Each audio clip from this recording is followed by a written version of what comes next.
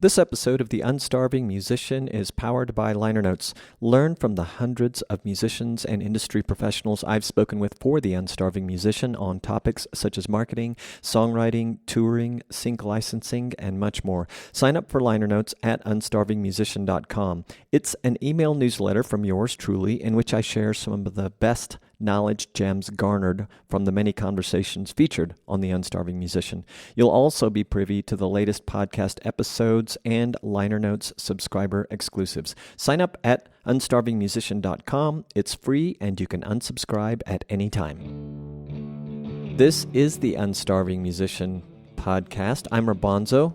This is my podcast, and it features conversations with independent music artists and industry professionals with occasional relevant special topic episodes, all intended to help independent music artists better understand the marketing, business, and creative processes that empower us to do more of what we love, which is, of course, make music. Hey, we need your support at The Unstarving Musician, and you can support in many ways. You can follow us on Apple Podcasts or wherever you get your podcasts, or you can tell a friend about this podcast. That would be amazing. You can also visit unstarvingmusician.com/crowd sponsor or the show notes for this episode to learn about the many ways of offering your love and support. Welcome to another new episode. I'm happy to be with you on your speakers, your earbuds. My guest for this episode is Dean Johanesen, the circus swingy friend of the podcast. But before we get to that, this is the last episode of the year, and the plan is to be back with the next new episode on January 13th, which is Friday the 13th. Between now and then, I'm in DFW for the Christmas holidays, and then in Nashville for the New Year's holidays. Holiday. Hoping to catch up with some friends, see some live music. If you're in either of those places during the holidays and want to meet up, ping me on socials or email. It would be nice to see you. Cool if we can make that happen. Billboard magazine, I was reading this morning, asks, was 2022 the best worst year ever, or the worst best year ever? They were talking about the business of touring, which experienced a sharp uptick this year, according to Billboard. And it was driven by a combination of pent-up demand, a number of big tours, and inflation. 16 tours crossed the $100 million mark, and the number of concert tickets sold in the first three quarters of 2022 was up 37% over 2019, according to Live Nation's most recent quarterly report. The bad news, however: more work for fewer employees in the wake of pandemic layoffs, plus rising costs for staffing, production, and travel. Those things threaten to erode profits. Says Jim Cressman, founder and owner of Canadian independent promoter Invictus Entertainment, "We are working harder than ever just to try and make sure we don't lose any ground." Well, good luck, guys, and for all of us. Perhaps this means good things mostly for independent artists like those featured on this podcast. I'd love to know if you're listening. You can find all my contact info at unstarvingmusician.com on the homepage there. So yes, my guest is Dean Johanesen. He first appeared on the podcast in July of 2018. This is his third feature on the Unstarving Musician. He's clearly a host favorite. And we've developed a thread of common acquaintances through introductions for the podcast, which has been very cool. Dean has a new album out called Cautionary Tales that drops February 3rd of this coming year, 2023. That date is the anniversary of the release of King Kong, 1933. That was on purpose. It was fortuitous, but it was on purpose. You can check out bits of his new or forthcoming album, rather, at deanjohanesen.com/cautionary-tales. I'll put a link in the show notes. Dean says that this release seems to fit his style perfectly with its influence of swing music a la Django Reinhardt, the Squirrel Nut Zippers, Louis Jordan, etc. And from Dean's bio, with a sonic palette that dips into speakeasy-era Americana and swingin' hot club jazz doused in circus tent hues, Dean, the New York native, has made his home in many parts of the United States. His mother delivered motorhomes when he was young, and the family traveled around listening to a wide variety of music, hearing everything from Led Zeppelin to Simon and Garfunkel, classic country to Broadway musicals. That, of course, provided the soundtrack of Dean's youth and heavily influenced his interests musically. In 2013, he released his first solo record, focused on the storyteller-songwriting format. Meanwhile, a recent passion for hot club jazz music in the vein of Django Reinhardt put him on the musical path of telling new stories of old times, non-fictional characters from the 20s and 30s, circus performers, the sideshow, Prohibition, the War of Currents, Tesla versus Edison, that is, all inform his writing. These stories are projected against a backdrop of up-tempo jazz in a style Dean has coined circus swing. I love that. In this conversation, we talk about a lot of stuff, including our mutual acquaintances, the Dripping Springs Songwriters Festival, and the heightened sense of creativity that comes from it, album artwork development, specifically as it applies to his forthcoming album, which is a cool story, song reference files, journals, record release mode, balancing creative time, the arc of writing a thematic album, writing press releases, and the framework of a release campaign. All really good stuff. Dean is simultaneously a throwback to an era of gypsy jazz and circuses while pointing the way to what will always be timely, says Steve Huntington of SiriusXM Radio Margaritaville. You can find all things Dean Johanesen, including stories and songs from his forthcoming album, Cautionary Tales, at deanjohanesen.com. We had a real nice time catching up, and I think it was a really good conversation that you will enjoy. Here's me talking to Dean Johanesen. Dean Johanesen, thanks again for joining me on the Unstarving Musician. I almost said starving musician. That's funny. Maybe you're hungry. I might be. A little bit, yeah. Both due for breakfast or something. Totally. Well, I had a cup of coffee and a small snack. I should be good. I don't have many excuses. Yeah. But yeah, man, it's really great to see you, even though my audience won't see the video portion, but it's nice to see you. And yeah, same here. Yeah, thanks for getting in touch recently or keeping me on the list, so to speak. I see that you have a new record that you finished, and you were so nice to offer to send me one. I don't know if I told you, I think I did. I'm like, well, I love swag. Sure, send it here.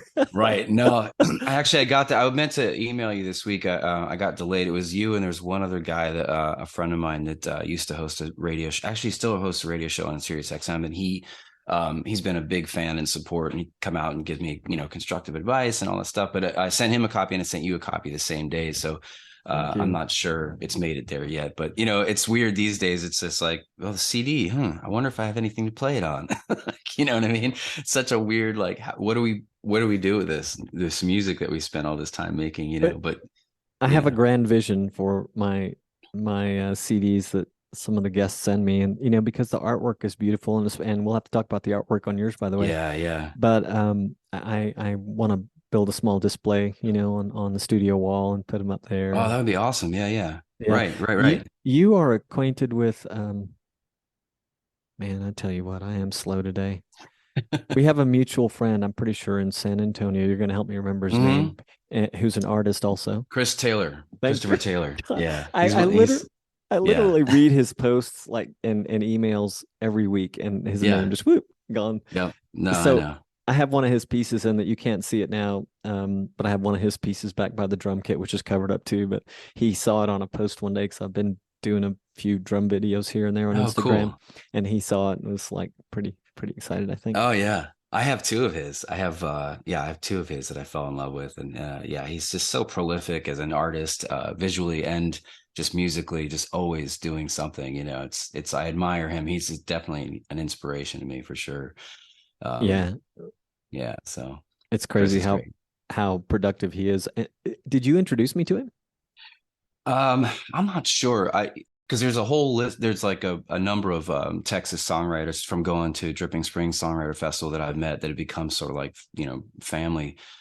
Tom Meany, Ray Prim, Chris Taylor.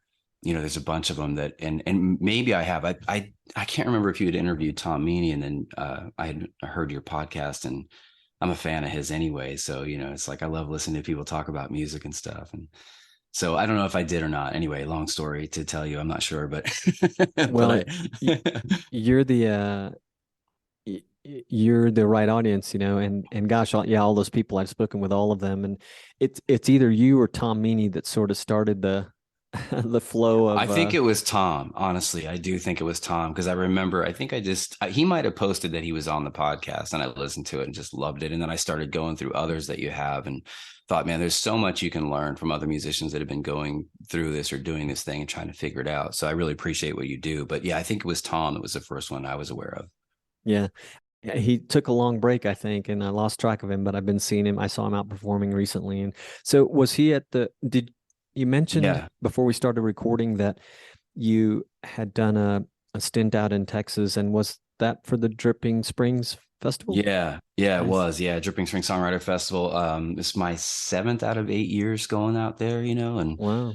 man, I just love it. Yeah, but Tom actually, Tom filled in for a friend of his that went through some health problems, and I got to do a round with Tom, and he's the best. I love that guy. He's Such a nice. sweetheart, great songwriter. Just an all around good guy. He is. I was in Austin. Gosh, it's been more than a couple years now, but I missed him. I got to meet Ray Prim. Yeah, yeah, I don't know if you've become acquainted with Laura Price yet, but I knew her from San Jose, California. She's in Austin now, and she's connected with Ray. yeah. Okay, Yeah, I'm pretty sure I know who that is. she's a real sweetheart and very talented. And then Brian Wolf, who I think he definitely knows Laura, and he may know Ray by now, and Tom. He when we met, Brian was doing heavy music in like a quartet or quintet, but with the pandemic and just life, the Yeah, a couple guys decided they'd take a break from that, but he's still playing a lot. And anyway, those guys are all nice people. Austin and I got to get out to San Antonio to see Taylor sometime, Chris Taylor. yeah, But yeah, so yeah. let's talk about your artwork since Yeah, we mentioned it. Yeah, so sure. you had, I don't know if that was a mutual, I don't remember if prior to your doing it, collaborating or having the artist help you with it, if you had a prior relationship or it was someone that you just saw their work. Can you tell me the story or share it with my listeners? Yeah, absolutely. Yeah. Man, I've been struggling with the artwork, like even having the record in the can, and I was just like couldn't find. I went to my usual suspects for help because I've got some really talented friends that work on that stuff for me, but I just couldn't get the right thing. It was like this isn't really nothing was striking. And even with them, sometimes they're like, I just don't know if I'm envisioning what this is. So I hit another wall because there's a lot of like barriers. But anyway, I saw a TED talk by Beatrice Caron and this paper cutting artist. And I just looked her up online and looked at her catalog and all her work. And I just fell in love with it. And I thought, well, I don't know. I'll just reach out and see if she might be interested. I don't know if I can afford her, but I love her work. And if she's some part of this, it would be awesome. And I emailed and she responded and we started this dialogue back and forth and, told her what it was about. And, realizing that I was an independent artist, I think she gave me a good break on the work. And I love it. It's so great. And she approached it the way that I hoped. Like every song on the record has a very specific story. It's sort of like a soundtrack approach. There's even little snippets of music that are sort of like the Peter and the Wolf kind of thing with different instrumentation representing the characters. But she wanted the song files, she wanted the lyrics, she wanted the stories behind the songs. And I was like, she's got me. Like she like I'm so happy she asked for that stuff because I feel like a madman because I make files for my songs and I have all these little details and pictures and video links. And anyway, I sent that stuff to her and then she put together 4 proposals of different ideas and every song was represented in the art piece that she did. And And I just, man, it was just like, it was just hard to pick the right one, you know. And we didn't have to do too much. We made like maybe one change or two. And now I have the official, like the actual paper cut artwork that she did by hand in a double glass pane frame on the wall in the living room. And just, it's Oh, so great. nice. It's so cool. Yeah. That's Yeah. cool. Yeah, and I'm so glad I asked because I've been I don't know if you noticed my eyes shifting, but I'm looking at the artwork just on my Oh, computer, okay. and to hear that story, especially the last part of it, is cool. I love it. I'm gonna put an image of it on the episode post on That'd be unstarvingmusician.com. great, man. Yeah. Yeah. And I just a shout out to her for like taking on an independent and just being very kind to me and just so she just put everything into it, you know, and I'm just a guy like trying to make it work, you know, and just I'm so thrilled and so grateful to her for the work that she put into that. It's awesome. And then there was like in the bottom there were the monkeys and the grinder and the tip jar. Like there was nothing there. She left that space blank initially for my graphic design guy to put the title of the record in. And then she's like talking to me one day. She's like, well, I'm just going to put I'm going to surprise you with something. I'll put something in there. And then she added the monkeys and the grinder and the tip jar. And I was like, that is it. Like the title's not even going on, on the piece. Like that's the piece right there. You know, it was awesome. That's nice. I like it. Yeah. You mentioned creating these files for your songs where you keep all these references, maybe images, I think you said. Can you talk a little bit Yeah. about those and what purpose or purposes they serve? Yeah. I used to be the like journal in hand, kind of write things down in a book, keep it with me all the time kind of person. And I've just kind of like technology sort of taken over my creative process in that way. I still will like maybe write the final draft of lyrics in a notebook, just so I feel like handwriting stuff kind of commits it to memory for me. There's something about the physical act of writing that commits the lyrics and the stories. But when I'm writing tunes, I often use Google Drive right now. And if I have a song idea, I put it in Drive and I'll, you know, give it a title. And then if I'm out on the road or just away from my computer, I can actually dial it up on my phone. And then if there's a continuation or a lyric line, I can kind of dip in there. The other beauty of that too is I can, you know, a lot of times like there's a lot of historical nature to the things that I write musically. So I might find a link that has to do with the song, or the link might be part of my writing process, and I can just kind of pop it in there and go revisit the video, or maybe do more of that research of like what happened historically here that's inspiring to me to finish this idea, but the song, you know. And then so Cautionary Tales, it was definitely one of those things where like all these stories about the circus and different performers and prohibition and all that stuff were part of the whole record. And it was nice to kind of revisit those things and just kind of pop all that information in there, just to constantly be inspired by that as I was writing it, you know. Hmm. So yeah. What kind of journal do you use when you do write things down or notebook? Man, it's I used to be so particular about that stuff. I hated lines. I always hated lines. I had to have online paper in some kind of a book. And then for a while I was using legal pad.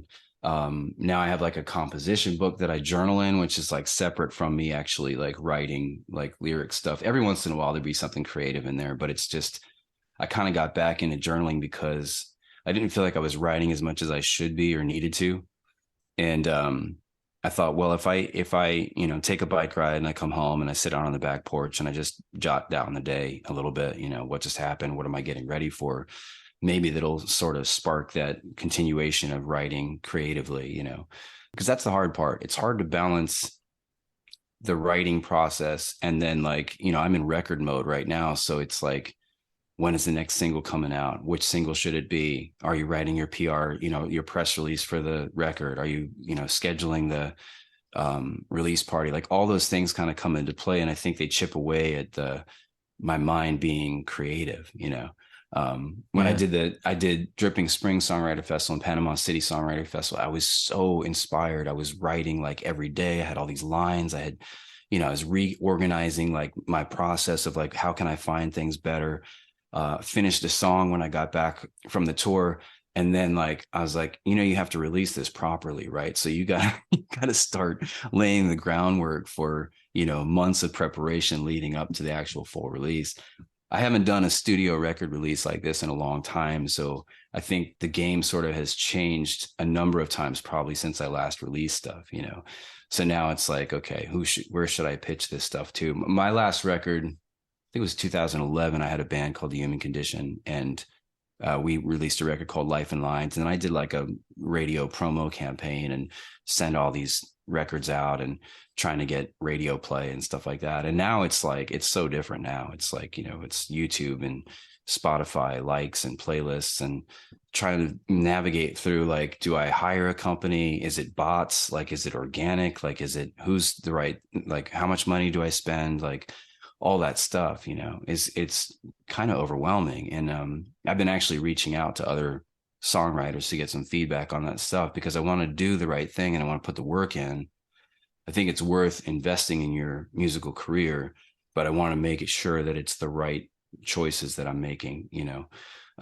So it's tough. Like right now, I've kind of just decided I'm going to look into playlists that, you know, maybe honor the kind of music that I make, and maybe personally reach out to them and see if I can get some kind of feedback from them or interest, you know. And because, you know, it's not, my music is, especially for this record, it's that kind of circusy, swingy kind of hot club jazz stuff. And I think people like it, but it's not like a mass appeal thing. Like, I'm going to shoot this out to a bunch of playlists. Like, that doesn't make any sense. Like, you know, you're going to get a lot of rejection and no's because it just doesn't fit what they do, you know. So I think you have to be, at least I think you have to be aware of that. And I want to be aware of that personally, you know, so it makes sense, you know. Yeah. Yeah. Well, no, thanks for sharing all that. Yeah. Okay. I haven't met a lot of artists, or at least not had, I can't even recall one, conversations with artists that have been thematic writers and performers as much as you have. And Yeah. of Yeah. course I'm referencing the circus thing, references that you have. How long, remind me how long that's been part of a theme for you, and has it changed to the extent that you're doing it and embracing it in such a way that it's very present to your fans and supporters, more so or less so than it was? Yeah. I think it's been fairly consistent, although I've started sort of drifting off again, where, you know, maybe the music is a little bit more um like American roots, sort of. I wouldn't Mm-hmm. say bluesy, but like still has that swing thing, maybe a little bit more Western swing or something, you know. I still love this stuff, and I still inspired by historical things. Like I read I think it was called the Radium Girls or something like that. The girls that were painting the dials with the glowing paint in the watch factories, and the issue that they had with their health, and how the organization was fighting, helping them, even though they knew something was probably wrong.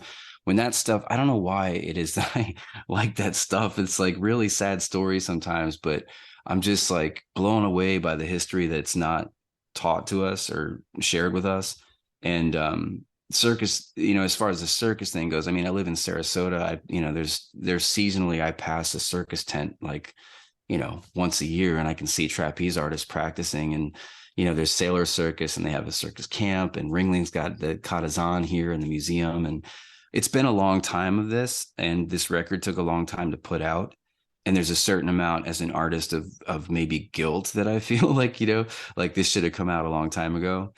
But hearing the finished product and getting some of the feedback that I am on the first single that came out, I'm like, okay, maybe this isn't such a bad thing, you know. And my engineer, producer, Steve Connolly from Zen Recording, he was so patient, man. It's, you know, I feel like others might have been like, you just need to finish this and get out of my studio, you know. But he was never like that, you know. And I talked to him throughout the process, and he said, you know, look, he's like, if, you know, if you put this out a year ago, all these ideas that you're having now wouldn't have been there, you know. He's like, if you're at least pursuing ideas that are new and like add something to the song and the recording, then it's worth it. And if you're rehashing the same thing and it's not really going anywhere or doing anything different, then what's the point? But you are actually getting these ideas that you wouldn't have had 3 or 4 years ago, and then maybe be disappointed about the release, you know. So I'm very grateful to him for his patience. And, a lot of all the musicians that had to wait so long to actually get their copy of this thing and hear it, Oh, I finally sent copies to everybody, and a couple of them were like, "Oh, I thought you gave up on this, or I didn't think you were putting it out, or I didn't think you used oh, my track or whatever." And I was like, no, no, no, it just took a long time. So yeah. So anyway, I know that's kind of going off the rails a little bit, but I think I still am in, like, I get in research mode with songs, and I'm inspired by historical things. This one just happened to be circus related, but I think the next one's going to be a departure from that a bit, and more, like I said, sort of like a, you know, sort of American roots sort of thing. I've got a bunch of like travel songs, and maybe it was the pandemic and not being able to travel that I was thinking about, like yeah, being back on the road again, and I don't know that I wrote a bunch of songs during the pandemic, but I definitely have this collection of, like, this trucker song, and that being on the road song, and this place when I was in, the Carolinas or whatever. So that's coming. nice. Well, I'm sure it'll be great, and it's the journey you've had is interesting, and I'm sure that some musician out there who has some sort of theme that they either can't let go of or were thinking about pursuing will find some inspiration there. Yeah, yeah, I hope so. I hope so. And I'm hearing more and more, like, from people, like one of the guys that played clarinet on my record is a songwriter, amazing musician, just plays a bunch of different instruments. And he's just like, I told him, I said, I'm sorry, this took so long. He's like, "Hey, man," he's like, I wrote this song like 9 years ago, and it's just coming out on this Displaced record that we're putting out. So he's like, I feel your pain on that. And then I've heard a couple other artists that have talked about how long it's taken something to come to fruition, and it's making me feel just a little bit less guilty and better about it. Sure. I I it makes me feel better too. I made this decision to start writing and recording, and I guess publishing was in the back of my mind.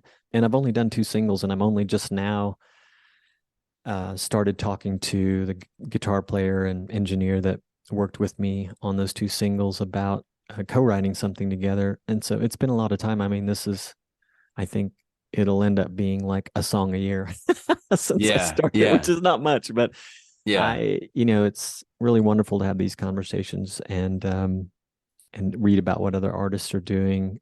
Speaking of which, I can't shut up about this book that Questlove put out called Mo Meta Blues, and it's really been fun because he does talk a lot about his creative journey and the different yeah. things that he's done, and also educated me. I just had a hip hop artist interview yesterday, not the first, but I haven't had a lot of them, and of course, Questlove has been in that world for his career, and Yeah. he offers a lot of insight. I mean, he talks about music. He has a huge he has a really broad spectrum of tastes, but when he's talking about the history of hip hop, which is obviously of particular interest to him, he sounds like me talking about as I would the Rolling Stones or something. It was a big, Yeah. sort of musical inspiration and soundtrack in my head. So Yeah. it's a lot of fun, and it's always inspirational, and just like your story was. You What's that mentioned one? What is that one called? What's the book called? Mo Meta Blues, like Mo Meta, Meta. like Mo Yeah, Betta, but Mo yeah, Meta. Okay. yeah. It's a great read. Awesome. I think I'm close to finish now, but it's pretty good. And I didn't really know anything about him either, but I'm like, I know he's cool. So, Yeah, he's and super cool. and he's a He is. drummer, Yeah. so I had a Right. Yeah. chance. Yeah. I had a chance to go see him, but he wasn't going to be playing drums. He was going to be DJing, and I'm like, man. And I was actually near family, and I was in town in Nashville for a conference, and he was an artist that the conference had hired to do a party, Wow. and COVID. It was the first year that conferences started trying to spin back up, and so I don't know if I want to get in a crowded room, and he's Right. not Right. even going to be playing drums, so I didn't go. Yeah. Yeah. Yeah. but, Yeah. Yeah. but That's one anyway, of those things you're like, I kind of kicked myself for not going, but there were reasons behind it. yeah, totally. I mean, I don't regret it, but it's Yeah. another thing that I am trying to learn more about DJing, and he actually gave me a lot of insight into that too. And I didn't realize he was such a big DJ. But so Awesome. you mentioned earlier that this part of the process, I think we were talking about journaling, and we kind of went into the release of the album and how things have changed. maybe we were talking about the circus theme, but you mentioned, writing press releases. So I assumed you're writing your own. Yeah. I've kind of just over the years have realized like a lot of times you have to kind of get in the trench and figure that stuff out and ask, there's been times, especially early on in my career, I just reach out to somebody in the press, say, hey, like I want to send you guys the right thing. Can you just give me an idea? I think you can find a lot of stuff online now Yeah. to help you kind of just map it out. And I don't know that I feel like I might need a refresher on that too, because I have a process that I've used for years and I might need to go back in. And there's a buddy of mine. Have you ever interviewed Nick Nace? No. He's a Nashville songwriter. He's really great too. And I basically saw his marketing plan and I'm kind of modeling it after him. And I just reached out to him and said, hey, Nick, you're doing a fantastic job. I was like, did you hire a company? Like, how did you get this all together? Because he's, releasing a single a month and really promoting it right. And, his record art looks amazing. He's got he's got great photography. And he sent me like a copy of the one sheet that he used. And he was just explaining that like he's worked with different PR companies and, some things were better when they were doing it and some things were better when he was doing it. So depending on what his budget is and what he knows, he kind of puts that into what he's going to do for his release. And so I kind of followed suit. I'm very thankful to him for sharing the information with me about that. And I remember writing a radio one sheet back when I did that campaign. It was a company called Tinderbox, and we did like this radio promo campaign for independent and college radio and all that. This was like in 2011, so things have changed quite a bit. But when I looked at the one sheet, I was like, oh, that's right. I kind of remember a little bit of this. And then you just have to kind of sculpt it to fit what your thing is. It's not like I cut and paste his idea, but just this is the record art. These are the tracks that are on the record. These is the 3 suggested sort of singles. This is the story of the record, the inspiration, maybe people that played on it, that kind of thing. And then just your social media link. So looking at that framework, I just kind of applied my own branding, I guess you would say, to that as far as that one sheet goes. And then, thinking like, well, you got to release the singles, and then you got to do a press release per single, and just trying to keep that buzz going, or just keep reaching out to these folks that have magazines or podcasts or blogs and kind of keeping fresh in their memory without spamming them. That's the hard part, is like, I don't want to annoy anybody. I just want to let them know what I'm doing so that I maybe get a little bit of help widening the audience.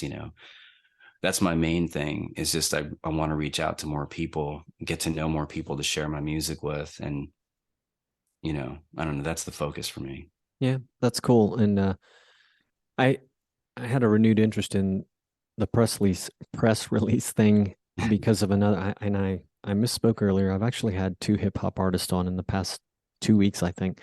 Cool. Both female, but one of them said something about press releases that I need to go back and review, but that made me start thinking about digging in to learn how to do it. And it was interesting to hear you say how long ago it was when you had done the last one, and that out there. And you're right. I have seen many things online, including having met a woman who specializes in PR and has a book out on writing your own writing press releases. So there's clearly a lot of stuff out there. So yeah, I'm sure a lot of people would be interested in that. How you doing on time?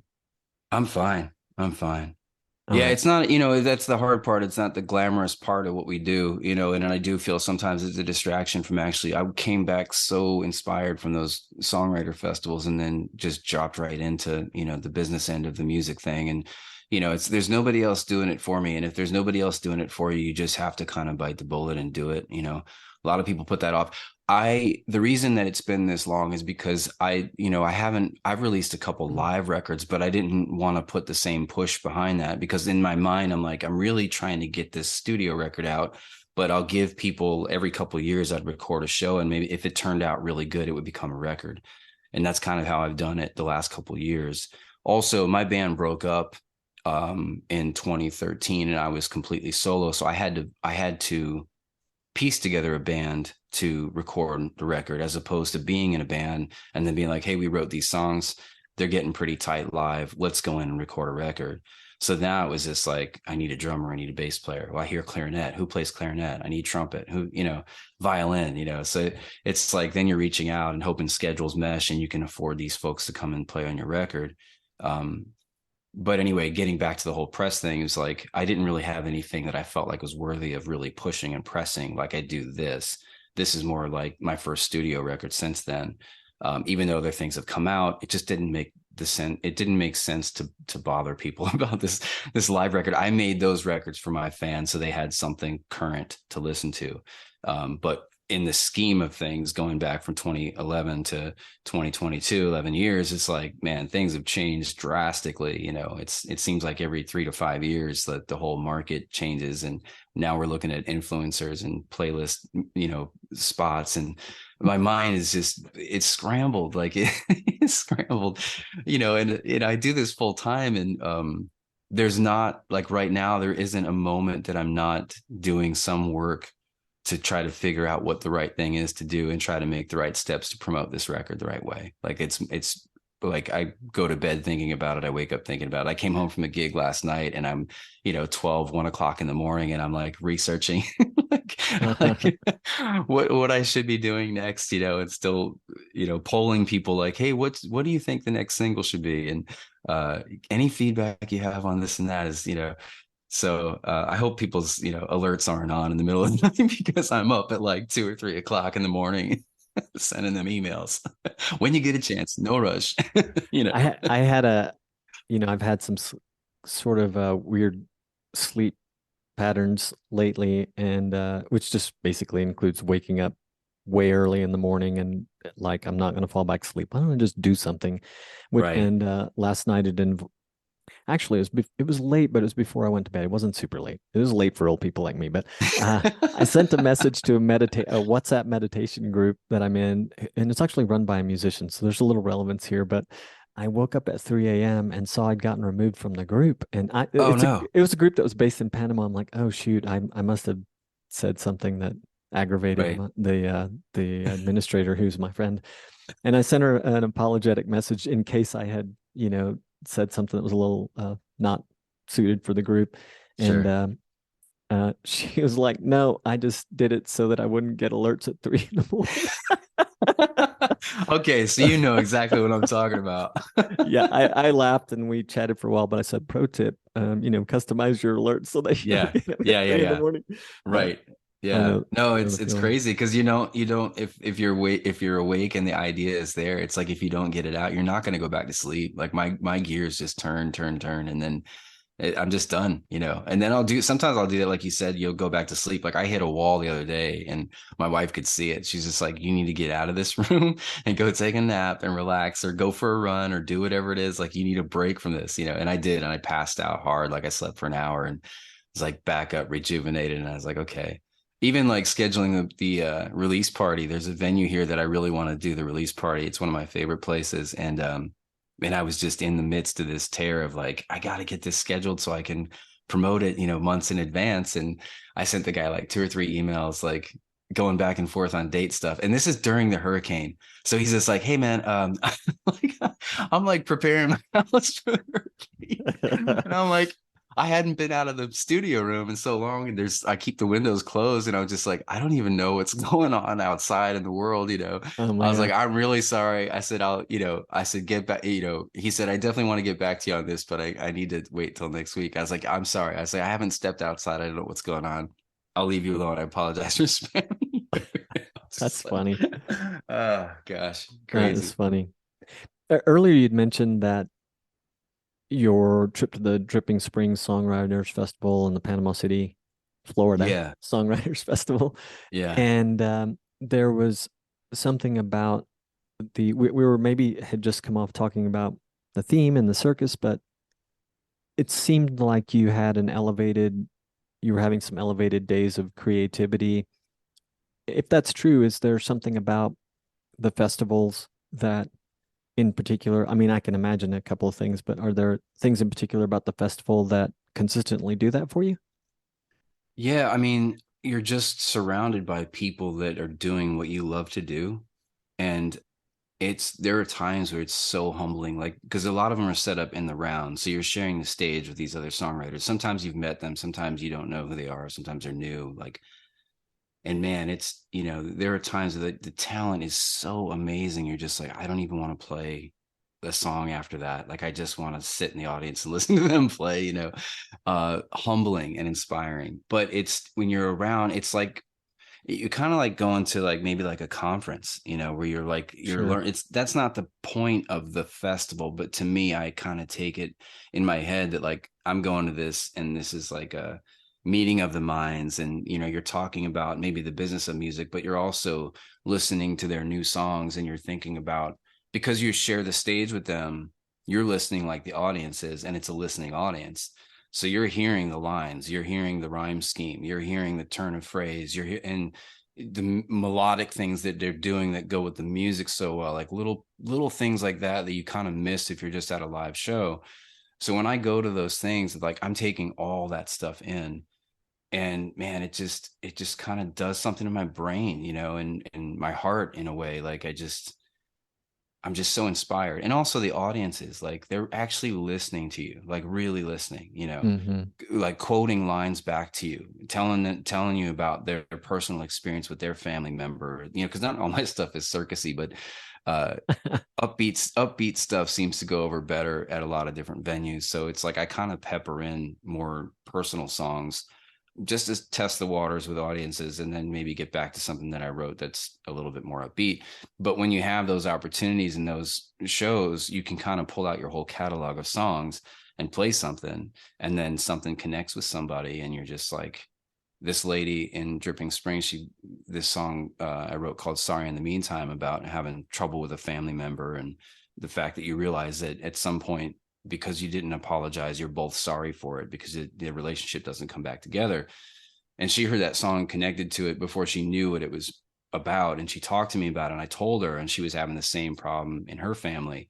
And so now when I play that song, like I told her this year, it's like, that's your song, like it's not even my song anymore, like it's your song, and she's like, my brother and I, like, we had this breakthrough and we're back together, we love each other, and I'm like, it's so amazing, but so that's that. I think that adds, like, when I go to those festivals and you have that experience with fans and that deep, deep, deep connection, you can't help but be inspired. And then you want to write more, and you want to write better, and you want to express more of yourself, and connect with people. And so that's what it is for me. Like I get the biggest shot in the arm for writing and creating and performing, I just love it.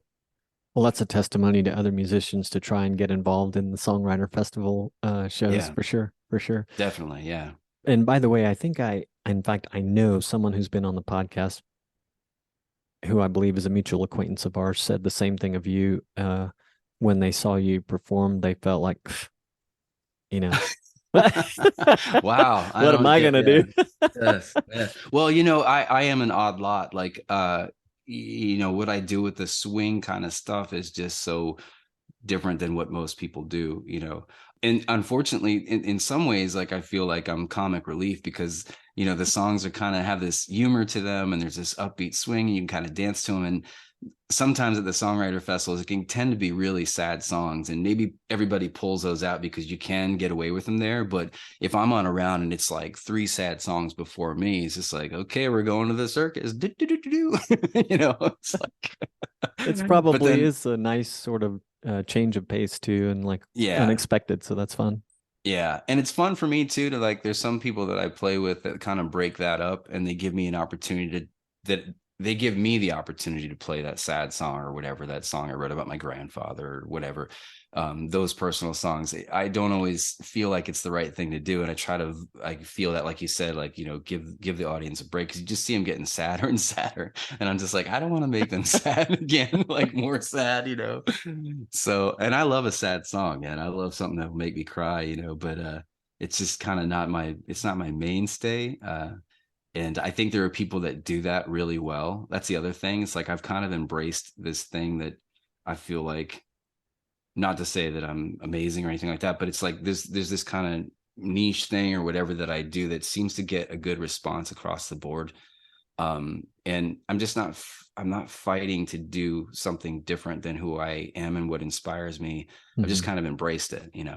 I like the opportunity to show different sides of myself, but I'm also really happy. Like, I'm still taking lessons with learning like hot club jazz, Django Reinhardt style guitar stuff from a guy in Amsterdam, and trying to improve my guitar playing and all that stuff. And so I don't know where that's going, but That's probably part of why you generate the excitement. Your natural interests put you in a natural niche, and you're always doing things to help evolve that sound and whatever comes next. So that's good. Yeah, I appreciate that. Yeah, I'm For sure. trying. Well, Dean, good luck with the album release. When's it coming out? The full record will come out February 3rd. It's the anniversary of the release of King Kong in 1933. That's why I picked that date, actually. I love it. Well, there's a song in there. It was Beauty That Killed the Beast, and that's the line in King Kong. And so when I saw that date tie in with a Friday in February when I wanted to release, I was like, oh, that's a no-brainer. Like, that's totally, it fit the vibe and the story of the song. So but yeah, I'm trying to plan my release party at that time, but it will go to streaming services February 3rd in 2023. Yeah, in honor of King Kong. Amazing. It could have only been better if it was Godzilla, but King Kong is appropriate. Well, King Kong's more appropriate. I didn't write a Godzilla song yet, so let's see what happens. I think that's been done, right? Wasn't there a Godzilla? Yes. Yeah. Blue Oyster Cult. There you go. Yeah. Nice job. I don't know where it came from. I couldn't remember was Chris good, Taylor's man. name. Right. But you pulled that one out. Yeah. All right. So I know everyone can find you at deanjohanesen.com. And rather than spell it for all the people that are driving or whatever they're doing listening to this, we'll put a link in the show notes. And Awesome. Good luck, man. It was really great to see you. Stay in touch. Yeah, absolutely. Really good to see you. Good to talk to you again, my friend. I really appreciate your time. Thank you. Likewise. If you do not yet have a website for your music, check out Bandzoogle. It was created to help musicians and bands build their website and manage direct-to-fan marketing and sales. Bandzoogle features amazing design options, a commission-free store to sell merch, music, tickets, and you get detailed fan data. And there's more. Try it free at bandzoogle.com. Use the promo code ROBONZO, that's ROBONZO, to get 15% off your first year. You've been listening to The Unstarving Musician with Robonzo. That's me. Please follow us on Apple Podcasts or wherever you get your podcasts. You can find links and mentions for this episode at unstarvingmusician.com. Thanks again for listening. Peace, gratitude, and a whole lot of love.